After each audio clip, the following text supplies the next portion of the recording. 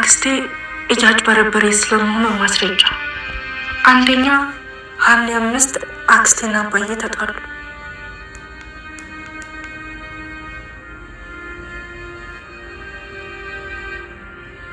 ሁለተኛ ሐምሌ 7 መድኃኒት ወደ ሀገሬ ይሄዳሉ አለች። ይሄዳሉ ያለችው ድንገት ነው። ይህ ስትባል እንቢ ስትል ቆይታ ድንገት ይሄዳሉ ማለቷ የሆነ ነገር እንዳሰበች ማሳያ ነው። ሶስተኛ ማንም እንዳሸኝ አልፈልግም ማለቷ ለመቅረት ማሰቧን ያመለክታል።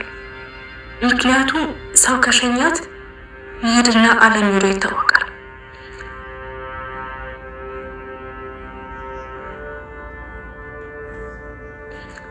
አራተኛ ጥቃት እንደደረሰባት ወይም እንደሞተች ለፖሊስ ሪፖርት ይደርሳል። ይህ ሪፖርት ከማን እንደተላከ ምንም ማስረጃ የለም። ማንነቱ ይታወቃል።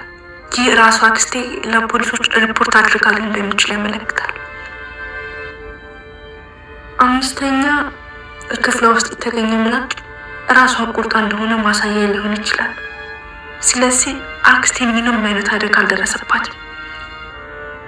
አባይን ያሳሰረችው ሆን ብላ በሐሰት ነው።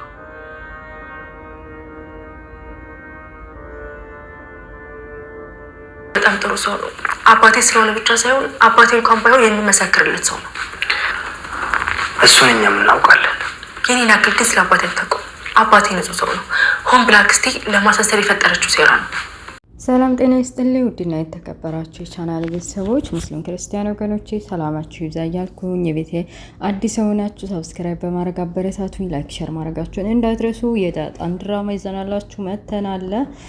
አብራችሁ ይቆዩ። በላይክ ጀምሩት። የዳጣ ድራማ ሲጀምር ዳጣ በቃ ለአባዬ የሆነ መረጃ መፈለግ አለብኝ ብላ ከመድኃኒት ክላስ ገብታ ነበር።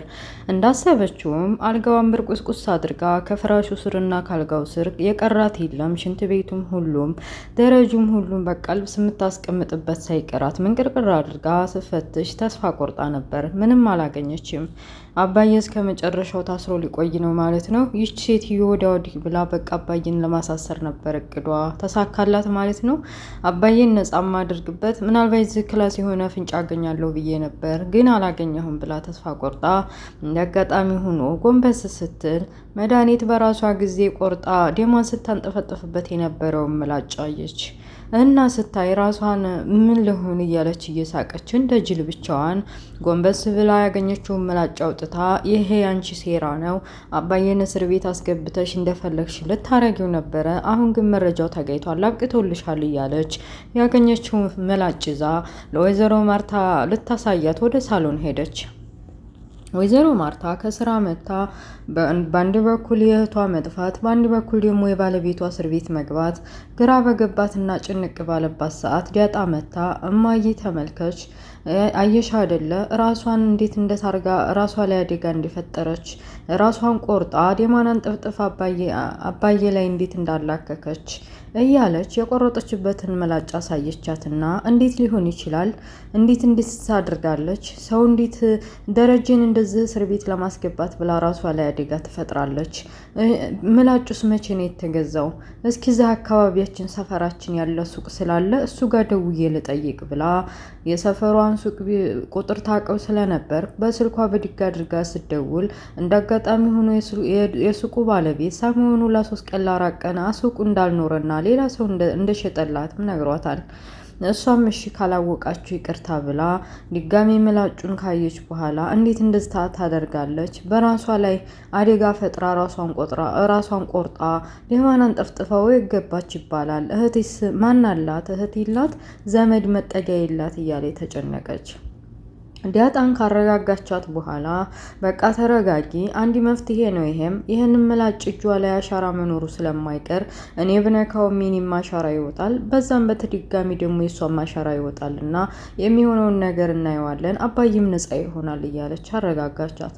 አቢጌል የህግ አካልና የህግ አማካሪ እንዴት ስለተመረቀችና ስለተማረች የህግ መማሬ ለዚህ ምን ይጠቅመኛል? አባዬ እስር ቤት መሆኑን እያወቅኩኝ ተከራክሬ ፍርድ ቤት ቀርቤም ቢሆን አባዬን አስፈታዋለሁ ብላ ስለ መድኃኒት ያሳሰረችበትን ምክንያት ሁሉንም ነገር ለመሰብሰብ መረጃ ዴብተሯና እስክሪብቶዋን ይዛ ካልጋዋ ላይ ቁጭ ብላ ሰው በተኛበት ሰዓት እሱ አባዬን ሊያሳስርበት የሚችልበት ምክንያት ምንድን ነው ብላ ዙሪያ ቀኙን ግራና ቀኙን አባዬ ለምን እንዴት ተጣላ ካክስቴ ጋር? አክስቴስ ወደ ውጭ ሀገር ወደ አሜሪካ ልትሄድ የሰበችው ድንገት ለምንድን ነው? ከዛ ሲቀጥል ደግሞ አባዬ ጋር የሚያስተሳስራትና እስር ቤት ሊያደርጋት የሚችለው ምንድን ነው ብላ ከአንድ ከአምስት ችግራቸውንና የሚያጣላቸውን ጉዳይ አባዬንስ ለምን እንዳሳሰረችው ካሳሰረችውስ በኋላ ለምንድን ነው ያስጠቆመውስ ማን ነው ብላ እያውሰለሰለች ከ1 እስከ 5 ጻፈች። እውነቷንም ነበር። እንግዲህ አክስቷ ይህን ሁሉ ያደረገችው አባዬ በዲያጣ ምክንያት እንግዲህ እናቴ ላይ ሌላ ነገር ፈጥሮባታል። የሷ ልጅ ስለሆነች ስለ ዲያጣ ጠንቅቃ ስለምታውቅ በእህቴ ላይ ለምን ትቀልዳለህ?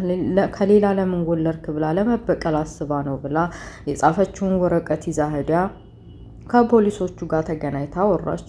ፖሊሱም መረጃ ለመደበቅ ፈልጎ እንግዲህ በተለይ ደግሞ መረጃ ሊሰጣችሁ ያሰበውን ስልክ ቁጥር የጠቆማችሁን አባዬ ከአክስቴ ጋር መጣላታቸውንና አክስቴ መሞቷን የሚያሳይ መረጃ የጠቆማችሁን ስልክ እፈልጋለሁ ብላ ኮስተር ብላ ተናገረችው። እሱ ሊደብቅ ቢሞክርም ግን አይሆንም፣ አለበለዚያ ማሰጠኝ ከሆነ እኔ ስራ ባለው መልኩ ከሳሃለሁ ብላ ስታስፈራራው እሺ ሰጥሻለሁ ብሎ እንግዲህ ሰጥቷታል።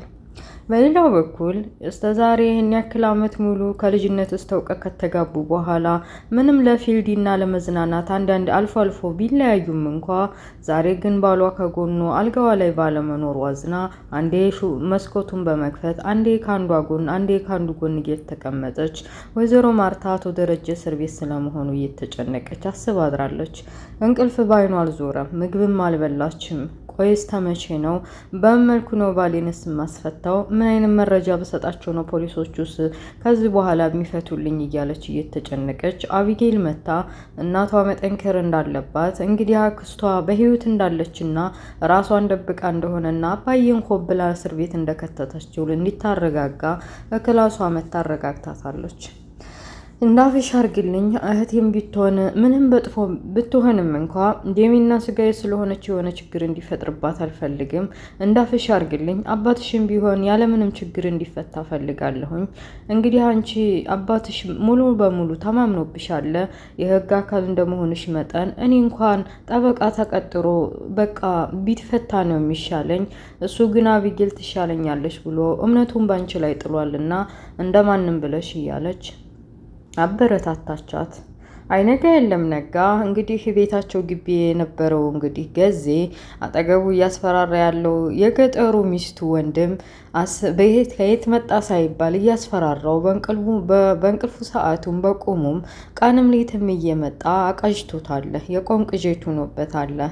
እንግዲህ ለዛ በመጣች ቁጥር እሱ እየመሰለው እየተደናበረ ለዛም የሆነውና የተፈጠረውን አገር ቤትም ምን አድርጎ እንደመጣ ጠርጥራው ስለነበረ ንገረኝ ብትለውም አልነገራትም ነበር። ግን ደግሞ ለዛን ወዷታል። እንደው ብቻ አንዴ ለትዬ አንዴ ደግሞ ለዲያጣ ፍቅረኛ የተፈጠረውንና አጠገቡ እየመጣ ያስጨነቀውን ሰውዬ እየነገረው ግን ደግሞ ማንም ሊያምነው አልቻለም። እንደውም የዲያጣን ፍቅረኛ እናታ መሳሪያ ግዛልኝ እዚህ ግቢ አንዲ መጥፎ ሰውዬ እየመጣ አስቸግሮኛል እያለ እንዲያመጣለትም እየነገረው ነበረ።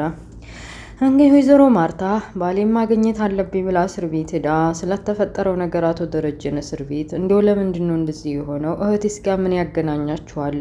በምን ምክንያት ነው እንደዚህ ደረጃ ያደረሳችሁት? እህቴም እያለች ስታነሳበት እውነቱን ማወቅ እፈልጋለሁ፣ ይነገረኝ። ቆይ ሚስትህ አይደለሁም ወይ እያለች ስታስጨንቀው በቃ እህትሽ እንደሆነ አንቺ እንደምትሊው ነገር እኔንም ትለኛለች። ዲያጣ እዚህ ቤት መኖሯ ለእሷ ሰላሟን ነስቷታል። ከሌላ ሴት ወልጄ ያመጣኋት ይመስል እህቴ ላይ ቀለርክባት እያለች ትቀልድብኝ ነበር። በኋላ ራሴን መቆጣጠር አልቻልኩምና አስፈራርቻት ነበር ሁለተኛ በትዳሬ ላይ እንዳገባና ዲያጣን ከሌላ ነው የወለድካት እያለች እንዳታስጨንቀኝም ስነ ስርዓቷን እንድትይዝም ነግሬያት ነበረ።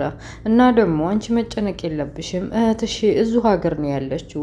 እኔን ለመበቀል እንደዛ ስላስፈራራኋት እኔን ለመበቀል ብላ ነው እስር ቤት የሚያሳሰረችኝ እና የጠፋችውና አደጋ የደረሰባትን ውሸቷን ነው እንጂ አንቺ መጨነቅ የለብሽም እህትሽ እዚሁ ሀገር ተቀምጣለች እያለ እንዲተረጋጋ አድርጎታል። ሌላ እንግዲህ ስለ ሰላም ልጅ ስለምታውቀው ነገር ስለ ዲያጣ መስሏታል ወይዘሮ ማርታ። ሌላ ስለ ሰላም ልጅ ስለማታውቀው ነገር ስለማታውቅ ያው እንግዲህ ይሄ ብቻ ከሆነ እውነቱ አንድ ቀን እውነቱ መውጣቱ አይቀርም በቃ እሺ ብላ ጥላው ሄዳለች። ግን ያው እውነቱን አልነገራትም። ዲያጣ በጎን እየተጨነቀች እያለ ከአቢጌ ጋር ሄደው ፖሊሱ ስለሰጣቸው ቁጥር ማጣራት አለብን ብለው እያጣሩ እንግዲህ መረጃ ያገኙ ይመስላሉ።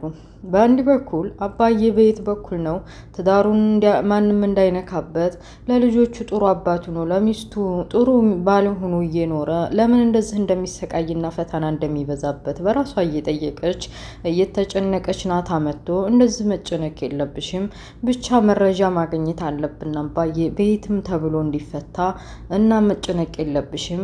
ግን እኮ አባዬ ይሄ ሁሉ ለማየ ነግሯት ፍርጥርጡ ወጥቶ የሚሆነው ሆኖ ከጭንቀታችን በተገላገልንና አባዬ ስቆ ማየት ነው የምፈልገው እያለች ስታወራ ዲያጣ እንግዲህ ናታም ከተላለና እውነቱ ከተጋለጠና ሁሉም ነገር ፍርጥርጡ ከወጣ እኔና አንቺ እንጋባለን ብቸኝነቱ በቅቶኛል እያለ እሺ ደግ ተባብለው መረጃ መሰብሰባቸውን አላቆሙም። አቢጌል መኳተን ጀምራለች። ስልክ ቁጥሩን ከሰጣት በኋላ ፖሊሱ የት ነው ብላ ከቴሌኮም አንዴ ብዙ ሰዎችን ካጠያየቀችና ቴሌኮም ሂዳ የስልክ ቁጥር ማን እንዳወጣውና ለፖሊሶች እንግዲህ አባቷ መድኃኒትን አክስቷን ገሎ እኔ ሞቻለሁ የሚል ጠቆማ ለፖሊስ ማን እንደሰጠ ስላወቁ የቁጥሩን ባለቤት ፍለጋ ይዘዋል። ካገኘችውም በኋላ ይህንን ደስታ ለእናቴ መናገር አለብኝ ብላ ከዲያጣ ጋር ደስ ብሏቸው ወደ ቤት ሲገቡ ናታ ሳሎን ተቀምጦ እየጠበቃቸው ነበር። ፈገግታ በፈገግታ ሆነው ምን ሆናችሁ ነው እንደዚህ የሚያስቃችሁ? ፈገግ እያላችሁ ነው? የተፈጠረውን ነገር ንገሩኝ እያለ እሱም ልቡ ቁሟል። ንገሩኝ እንጂ ምን እየተያያችሁ ትስቃላችሁ ቢላቸውም ዲያጣም ከደስታዋ የተነሳ መናገር አቅቷት እየሳቀች አቢጌልም ቢሆን የተፈጠረውን ነገር ፖሊሱ ጋር ተነጋግሬ የሰጠኝ ስልክ ቁጥር በአባዬ ላይ የጠቆመው የስልክ ቁጥር የማን እንደው ግምት እስኪ እያለች እንግዲህ የማን ነው እስኪ ንገሩኝ እኔ በምን አውቃለሁ እያለ ናታ ሊነግሩት እየሞከሩ ድራማው ያልቃል። እና ውድ ቤተሰቦችዬ የዲያጣ ድራማ ይህን ይመስል ነበር። ለእንትና ለአቢጌል እያለን የአባቷ ጠበቃ እንግዲህ ዲያጣ እህቷ መሆኗንም ከሌላ እንደሚወልድ ያጠንቅቃ እያወቀች አባቷን ተቀብለዋለች ማለት ነው። ያው ሴት ልጅ ብዙ ጊዜ የአባቷ ልጅ ነው የሚባለው። እኔ ብዙ የተፈጥሮ ነው ይሄ የተፈጥሮ ህግ ነው እና አብዛኞቻችን ሴት ልጆች አባቶቻችንን ነው የምንወዱ ሀቂቃ ከኔ ጀምሮ ማለት ነው። እና እንግዲህ አሁን ያው በፊቴ መጥፎ መንገድ ላይ ቁማ መጥፎ መንገድ በመሄድ መጥፎ ባህሪ ነበራት። አባቷ ግን አስተካክሎ አሁን ትክክለኛውን መንገድ እየተጓዘች አሁን ለአባቷ ተቆርቁራ ለመከራከር ፍርድ ቤት ለመቆም የፍርድ ቤት በቃ ጠበቃ ለመሆን ተዘጋጅታለች። አባቷን እንግዲህ ለማስፈታት የመጀመሪያ ጠበቃ ለመሆንም ቃል ገብታለች። ዲል ለአቢጌል እያልን የዛሬውን ድራማ ይሄ ይመስላል። እናንተስ ምን ትላላችሁ? ፍርጥርጡ ውጥት ብሎ አቶ ደረጀ በነጋ በጠባ የሚጨነቅበትም ቀን አብቅቶ ዲያጣም እንግዲህ ከፍቅረኛዋ ጋርም ተጋብታ አቢጌልም እኔ አቢጌል ፍቅረኛ ግን ብዙም አልጣመኝም። ለምን የሆነ ከበስተጀርባው እኔ ከዛ ከመድኃኒት ጋር ተመሳጥሮ ይመስለኛል። ለማንኛውም እውነት ካፈቀራት እና ተወደዳት እሷንም እንግዲህ እዛው ደስ በሚል መልኩ ሰርፕራይዝ ያደርጋት። ያው ለጊዜው እናቷ ደስ እንዲላት ቀለበት ያደርግልኛል እንጋባለን ብላ ነው በተለይ ለእናቷ ያስተዋወቀቻት እና ጥሩ መንገድ እንመኛለን እላለሁኝ። ስለነበረ ቆይታ አመሰግናለሁ። ኔክስት በሌላ ፓርት እስከምንገናኝ መልካሙ ሁሉ መኝላችኋለሁ። ባይ ባይ ቻው።